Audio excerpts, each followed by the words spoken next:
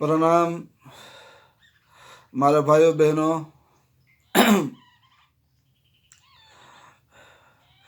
जे 13મી ડિસેમ્બરે નવી પાર્લામેન્ટમાં જે ઘટના અને દુર્ઘટનાઓ બની અને સુરક્ષાની સામે જે મોટા છીંડા હતા એ છતાં થયા તેના લઈને આ વિપક્ષોએ અને ઇન્ડિયા ગઠબંધનના બધા નેતાઓએ આ ગંડુ રાજાની સામે જે મોટા મોટા પ્રશ્નો મૂક્યા એ પ્રશ્નોથી એવા છંછેરાઈ ગયા ગંડુ રાજા તાનાશાહ કે આ લોકશાહી દેશ છે એ પણ ગંડુ રાજા ભૂલી ગયા હોય અને આ લોકતંત્ર છે એ પણ ભૂલી ગયા હોય એવું મને લાગે છે। અને જોતજોતામાં આનંદ ફાનંદમાં આ ગંડુ રાજાએ તાનાશાહે બધા વિપક્ષોને બહાર કાઢી નાખ્યા। કોઈ ન જોયું। બોલો, મારી પાર્લામેન્ટ, મારી બનાવેલી સંસદ, એમાં કોઈ ન હોવું જોઈએ। હું એકલો જ, હું કરું ઈ જ, બાકી કાંઈ નહીં। હું બોલું ઈ જ કાયદો, બાકી કાંઈ ઘટે નહીં। ચાલ્યા જાઓ બધા વિપક્ષો।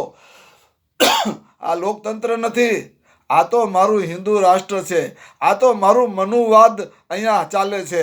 અહીંયા બાબા આંબેડકરનો કાયદો ચાલશે જ નહીં। ગંડુ રાજા બધાને કાઢી મૂક્યા। બોલો।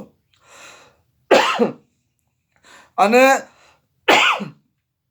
ઘરના ભૂવા ને ઘરના ડાકલા ને આ બધું એવું તંત્ર ઊભું કરીને ગંડુ રાજાએ નવા બિલ પાસ કરાવી નાખ્યા। બોલો, બધા એના જ બધા મરતિયા, બધા રાષ્ટ્રપતિથી લઈને ઉપરાષ્ટ્રપતિ લઈને લોકસભાના સ્પીકર ને બધા એના જ બધા ગુરકા। બધા કાંઈ ઘટે?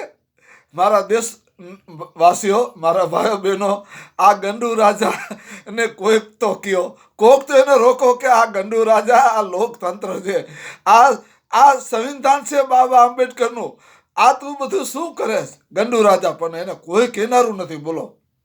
અને આ વાઘના ગળામાં ઘંટી બાંધવા કોણ જાય? આ વાઘ નરભક્ષી છે, ખાઈ જાય આપણને। પોતે એમ કહે છે અહીંયા બધાને પાનો ચરાવે છે, બધા હિન્દુ સમાજને ધર્મનો પાનો ચરાવે છે, અને પાકિસ્તાનમાં જઈને બોલો માંસ મટનની બિરયાની ખાઈને આવી જાય છે આ તાનાશાહ। અને સાઉદી અરેબિયામાં જાય છે, સાઉદી અરેબિયાના બધા શેખો તો બધું બનાવતા હોય ખાવાનું, એ તો તમને ખબર છે। એ બધું ઝાપટીને આવે છે અહીંયા આ તાનાશાહ, અને અહીંયા આવીને મોટો બ્રાહ્મણ બની જાય છે। બોલો, છે કોઈ આના તાનાશાહને કહેનારું? મારા ભાઈઓ બહેનો, આ અંધા કાનૂન છે। અને આ બધા વિપક્ષોને કાઢીને નવા બિલ બનાવી નાખ્યા, અને એમાં આ બિલમાંથી એક એવું બિલ ખતરનાક બનાવી નાખ્યું ટ્રક ડ્રાઈવરોને બોલો લાગુ પડે છે। ટ્રક ડ્રાઈવરો એક તો બિચારા ઓછું ભણેલા અને 200-300 રૂપિયાની દારી કરતા હોય, મહિને 10,000 15,000 પગાર આપતા હોય ટ્રક માલિકો, અને એમાં બિચારા એ કેમ ચલાવતા હોય? અને ટ્રક ડ્રાઈવરો માટેના એવા આ અંધા કાનૂન, ટકેસર ભાજા ટકેસર ખાજા, આ ગંડુ રાજાની નગરીમાં ગંડુ રાજાએ કેવા કાયદા અંધા કાનૂન લાગુ પાડી દીધા કે જે હિટ રન કરે એને 10 વર્ષની જેલ, 7 લાખ રૂપિયાનો દંડ। હવે આ મારા હારાઓ કાબર ચિતરાવ, ઓછું ભણેલા, 4 ચોપડીઓ ભણેલા, અને આ બેહી ગયા છે આ સિંહાસન ઉપર, ઈવીએમ મશીનની સાથે ચીટિંગ કરીને આ પદ ઉપર બેઠા છે, કાયદેસર નથી બેઠા। અને હજી એમ કહે છે કે હજી 50 વર્ષ સુધી અમે બેહવાના છીએ। અને હવે તો એવું કહે છે કે 2024માં કે ઇસ બાર 400 પાર। ખબર જ છે કે આપણે ઈવીએમ મશીનમાં ગોટાળા કરવાના છે। ઈવીએમ મશીન આપણા બાપનું, ચૂંટણી પંચ આપણા બાપનું, ચૂંટણી પંચ આપણું ગુરગું, ચૂંટણી પંચ આપણી રખાત, ચૂંટણી પંચ આપણે કઈ એટલું કરે પછી કાંઈ ઘટે? 400 પાર। બોલો, અત્યારથી જ કહી દીધું છે। ખબર છે કે આપણે જે ધારવાના છીએ એ જ થવાનું છે। ઈવીએમ મશીન આપણી પેટી છે, આપણું મશીન છે।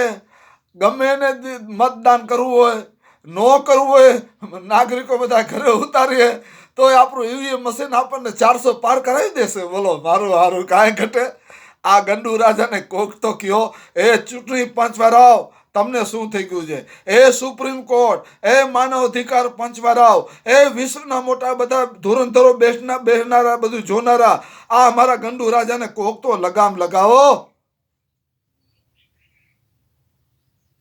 અને ટ્રક ડ્રાઈવરોને આવા હેરાન કરી નાખ્યા. ટ્રક ડ્રાઈવરો બધા છંછેરાઈ ગયા. બોલો, બ્રેક મારી દીધી બધી, જ્યાં ત્યાં બધા ઊભા રાખી દીધા ટ્રક. અત્યારે ભારત વર્ષની અંદર નેશનલ બધા જેટલા રસ્તાઓ છે, હાઈવે ધોરીમાર્ગો બધા છે, ચક્કાજામ, જરબે સલાક બધું કરી નાખ્યું.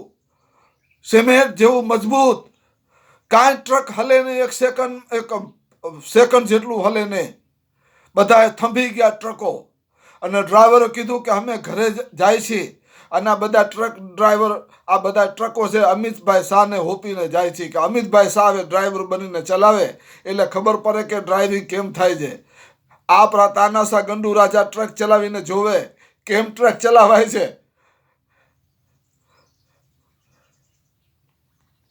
મારા ભાઈઓ બહેનો, આ ગંડુ રાજાના હાથમાં આપણું ભારત છે ને, જાણે સિંહના મોઢામાં સસલું આવી ગયું હોય, આપણે સસલા બની ગયા છીએ. આ ખાઈ જશે આપણને 2024માં. યાદ રાખજો, જો હરખા નહીં હાલો તો. મારા ભાઈઓ બહેનો, વિરોધ કરો, રોડ ઉપર આવી જાઓ. શ્રીલંકાના જે નાગરિકો જેમ રોડ ઉપર આવી ગયા હતા ને, અને શ્રીલંકાના જે બધા તાનાશા હોય ભાગવું પડ્યું દેશને મૂકીને, એવી રીતે આ તાનાશાની સામે હવે તમે આવી જાઓ મારા નાગરિકો. 140 કરોડ નાગરિકોને હું આહવાન કરું છું કે હવે આ તાનાશાની સામે તમે રોડ ઉપર આવી જાઓ. નકર આ 2024માં નો જોયા જેવી કરશે આ. અને આખા દેશને વિભાજન ના માર્ગે લઈ જશે આ ગંડુ રાજા. આખા ભારત દેશનો વિનાશ કરશે આ ગંડુ રાજા 2024માં. આ 24 આવી ગયું છે, હમણાં 1-2 મહિનામાં ડિક્લેર થશે ચૂંટણી. અને આ 2024માં છે ને, હવે જે થવાનું છે એને હવે તમારી જ, મારા ભાઈઓ બહેનો, તમારા હાથમાં છે. આ દેશને બચાવો તમારા હાથમાં છે. બચાવી લ્યો મારા ભાઈઓ બહેનો, નકર આ ગંડુ રાજા છે ને આપણા દેશને બરબાદ કરી નાખશે. હવે આ બધા ડ્રાઈવરો બેહી ગયા છે ઘરે, એટલે ગંડુ રાજાની વધારે કાંઈ બોલતો નથી. મને ગેરશબ્દ બોલવા નથી ભાવતા, એટલે હવે જે અધૂરું વાક્ય રાખ્યું તમે સમજી જાઓ. થઈ ગઈ છે. ગંડુ રાજા ગભરાઈ ગયો છે. અને ગંડુ રાજાથી આ નીચેનો ગંડુ રાજા, શાહ ગંડુ રાજા, અમિતભાઈ શાહ લ્યો ને નામ જ દઉં, એ ગભરાઈ ગયો છે કે મારું હારું બનાવતા તો બનાવી નાખ્યું, આ તો બધું આડું પડ્યું. હવે અત્યારે આ બધા ગાંડાઓ ડ્રાઈવરોને આપણે ફોહલાવી લે કે ભાઈ અત્યારે આ કાયદો લાગુ નહીં કરીએ, તમે બધા હડતાલ સમેટી લ્યો. એટલે પણ આ ડ્રાઈવરોને પાછા કોઈ અમારા જેવા કહે ને રાજકીય માણસો, આ ગંડુ રાજાનો વિશ્વાસ નહીં હો.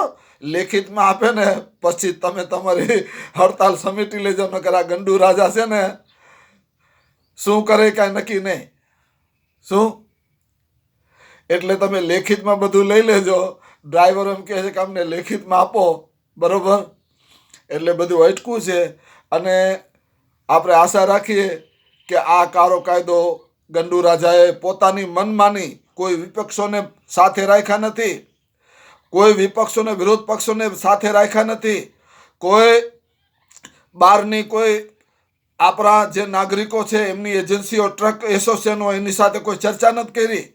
અને પોતાની મનમાની કરીને પોતાની જ રીતે કાયદા કરી નાખ્યા. કોઈ અંદર હાજર નહીં, વિપક્ષો નહીં, અને પોતાના જ ગંડુ રાજાએ કાયદા કરાવી નાખ્યા. આવા કાયદા ચાલે? નો ચાલે. આ તો અંધા કાનૂન હે, એ તો અંધા કાનૂન હે, નો ચાલે. આને ખેંચવા જ પડશે. ગંડુ રાજા, તમારું થૂકેલું ચાટી જાઓ. તમે આવું જ કરો છો, તમે થૂકો છો ને તમે જ ચાટો છો. ચાટો હવે પાછું. હું ગુજરાત જનતા સમર્થન પાર્ટીનો પ્રેસિડેન્ટ ગુલામ હુસૈન ઉમરભાઈ બલોચ મકરાણી. જય હિન્દ, જય ભારત.